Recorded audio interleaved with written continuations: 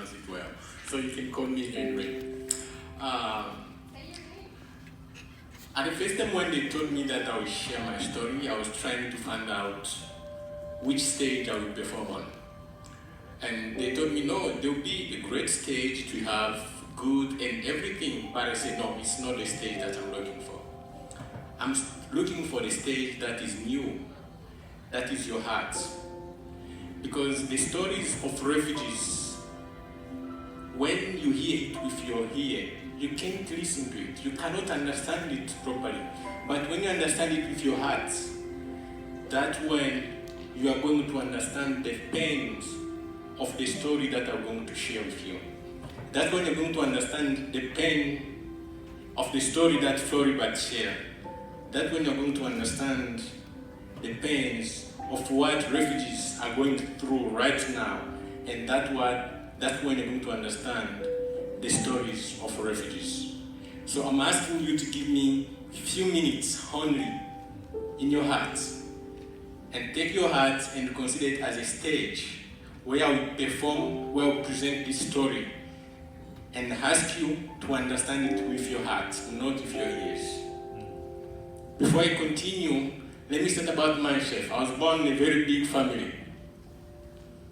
As Floribert, I was born in a family of 11 people. My mom was a very strong woman and she managed to make up 11. I'm the seventh born in my family. As usual, when you have a big family, life is always difficult. And my parents were not able to give us the best of what they want.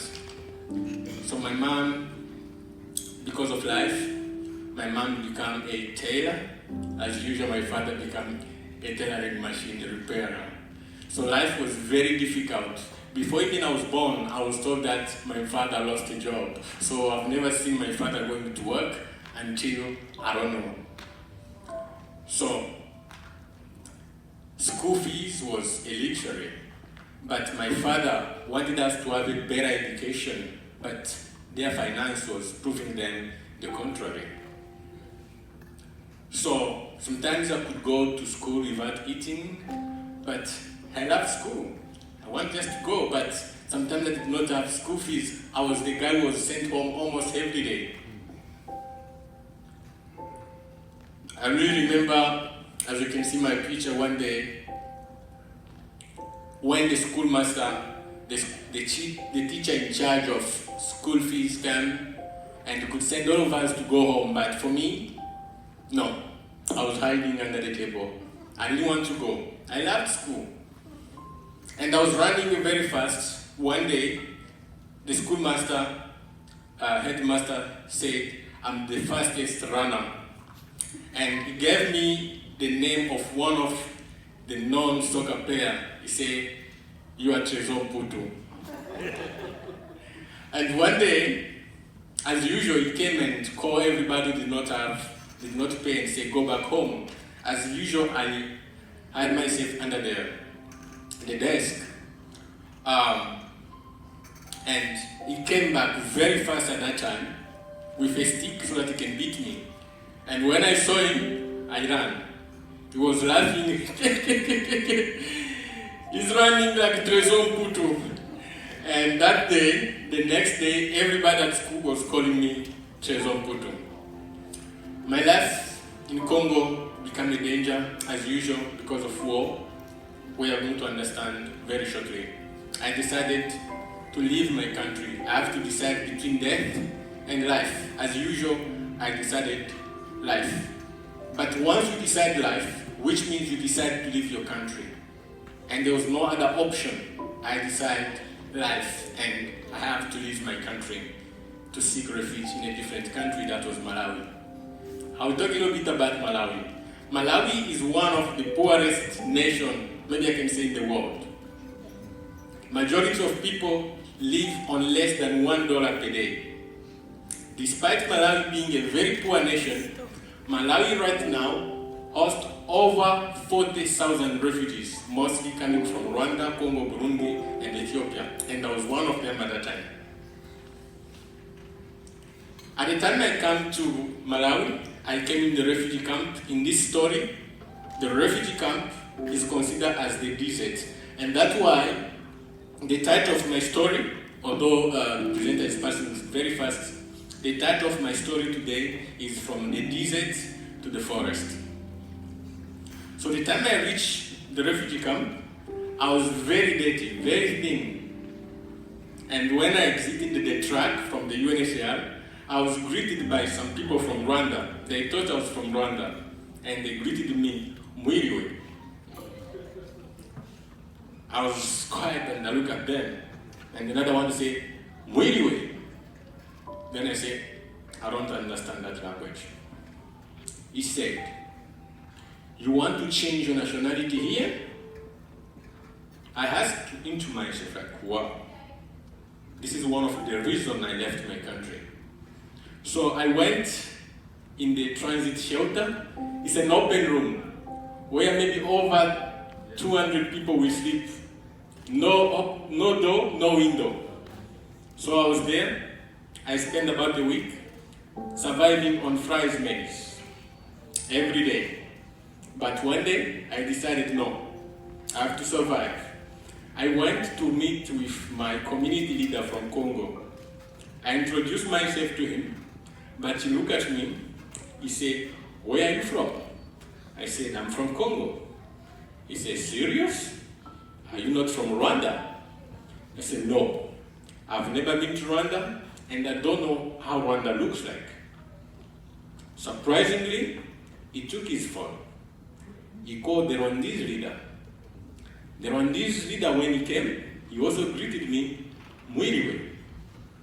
That was my second time to hear that particular greeting. The Rwandese leader said, no, he's not from Rwanda. So none of them helped me on that time. So that was the first time I felt the smell of the desert. I felt alone, though I could see people there. I left. I went to a church. They offered me a 1-bedroom. It's a house, but for sure, when you sleep inside, at night, I could see everything. I could see the stars, I could see the moon, I could see everything, and when it was early in the morning, I could even see the sun. So that means it was almost empty. I did not have anything to eat. At that time in the camp, there was a lot of people. So I was trying to find a job, but there was no job posting. There was no job anywhere. And I couldn't even find a job because at that time, I didn't know how to speak even good morning. So I started digging, constructing houses for people so that they can survive. I could build 3 different houses on one day. I could wake up around 4 a.m., build one house, move to another house at 9, move to another one, and at 8 a.m. I was flat, tired, hungry. There was no food, and at that time I was depending on food.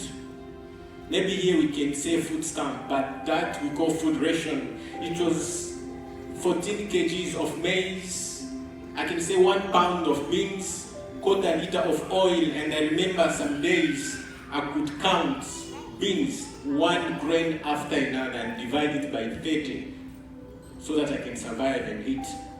I remember that day. So with my bricklaying skills, I managed to save some money. I bought the second-hand bicycle. I was very happy. But at the same time, my dream was to have a job, so I enrolled myself into English class. I was going to school at the same time I was going with my bicycle to collect charcoal. It was very far. Maybe that's the picture of charcoal. It's almost the same. This is not me, it's just a picture that I used so that you can have an idea. So I was going very far, maybe 20 miles, with almost 200 pounds in the mountain road, going to collect. I remember one day I was leaving school, it was around 3 p.m. I did not eat since morning.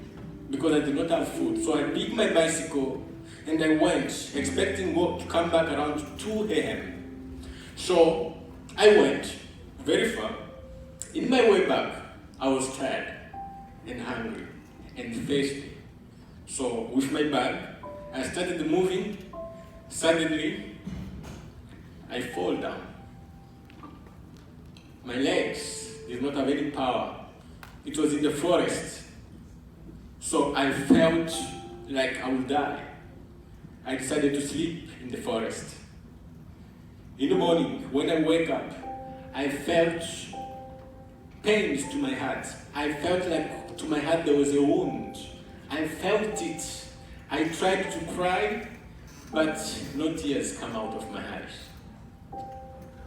So around 5 a.m., I found some power in my legs and I decided to lift up my bicycle so I can go back to the refugee camp, expecting to sell the charcoal and then go back to school early in the morning. So as soon as I tried to lift my bicycle and start moving, suddenly I hear a car behind me. It was the Malawi forest officer. They kicked me down.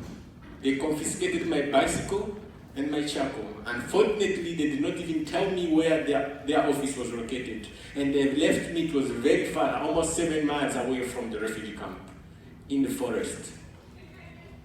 I was crying. The bad part, they have taken my bicycle, which I've worked for so long, and that was the source of income. So I decided to go back, and fortunately, I reached the camp.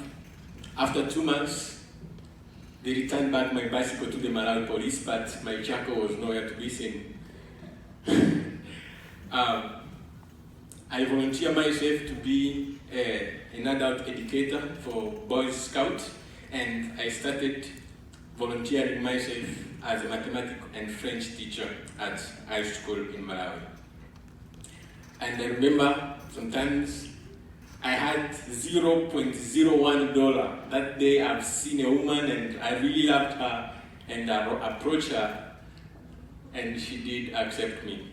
That's my wife up today. So life was very hard, but the next day I was called at school. They promoted me to be a teacher and they started paying me around $50. It was enough for me and my family at that time. So in 2016, I was called to UNHCR that I'll be selected to go to America. And suddenly, boom, Trump came in and said, look, refugee admission is reduced, and I was one of those guys who remained behind. So in 2018, we received a call that we come to the US. We came to the US with my wife. Unfortunately, the dream that I had, it wasn't the reality what I've seen here. I found my first job, it was in a warehouse, 12 hours shift, offloading box in a big container. I was crying daily. Sometimes when I go back home, my wife could be on my side and crying with me together. But I remember one day, I was sleeping in my couch and my wife was just there crying, and when I opened my house, she was there and she asked me, is there any way for us to go back to Africa? Then I talked to her. Dzaleka refugee camp was like a desert. If I was able to survive in Dzaleka refugee camp, I'll be able to survive in the United States, because America, for me, I consider America as a forest full of trees, animals, and water. What are those water is the opportunity that we have. I thank you, and today I want to wish my son happy birthday. Oh. Thank you very much.